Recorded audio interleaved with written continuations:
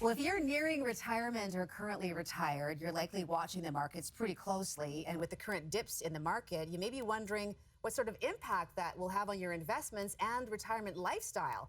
Joining us now is Peter Sashecki with Everything Financial. Good morning, Peter. Good to see you. I bet you have a lot of people watching things and probably pretty concerned. They are. I mean, you get a lot of phone calls with people going, I was about to retire. Can I retire? Look at where the markets are. They're down around 20%. You know, Canada's a little less than the U.S. Canada's about 15, 16, U.S. 21, 22.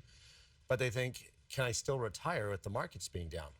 So let's talk about people who may have already retired. So they've done that, but now they're seeing these dips, and they're probably wondering, whether they can sustain that. Is there a way to sort of work out to see whether what they have is going to be enough? Well, a real simple thing is use the old simple 5% rule. Look at how much money you have that you're pulling out of. So your own investments. I mean, if you're just living on pension, old age security, CPP for retirement, that's not going to change. So you're okay. But if you're supplementing that with your own money, you have to look at what 5% on that money will bring you. And if that will bring you enough to have what you need every month, then you're okay. If you're about to retire and 5% on that money will be enough, then you're probably okay.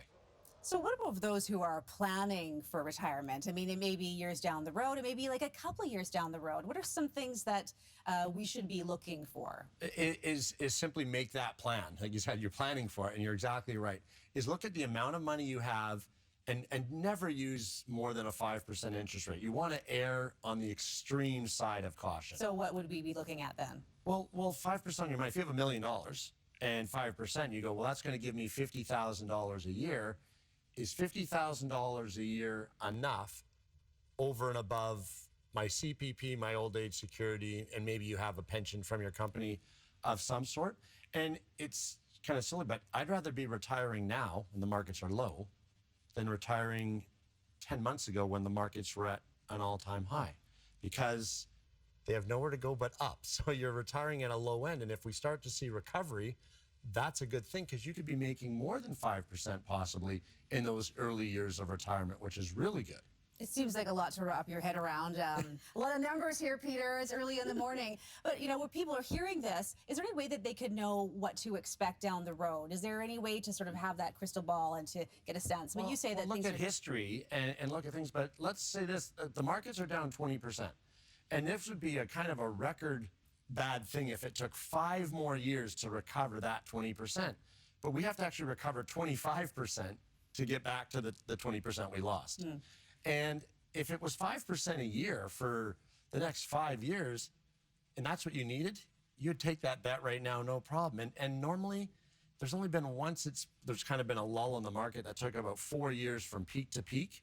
So I'm saying 5 more years, which would mean a 6-year lull in the market. That would be extreme, quite long. So if you can survive with a 5% outlook over the next 5 years, I wouldn't lose sleep over it, and probably that's why you usually call me Mr. Silver Lining, but I would not lose sleep over it. Okay, fair enough. Are you getting a lot of people saying that they might consider delaying their retirement because of the way things are going? A lot of people are asking, should they delay their retirement? And then we crunch the numbers and we go through it, and in most cases we go, no, you've planned well, so you're okay. Still on track. Yep. Good advice this morning. Peter Sashecki with Everything Financial. Thank you for being here. Thank you. All right, have a great day.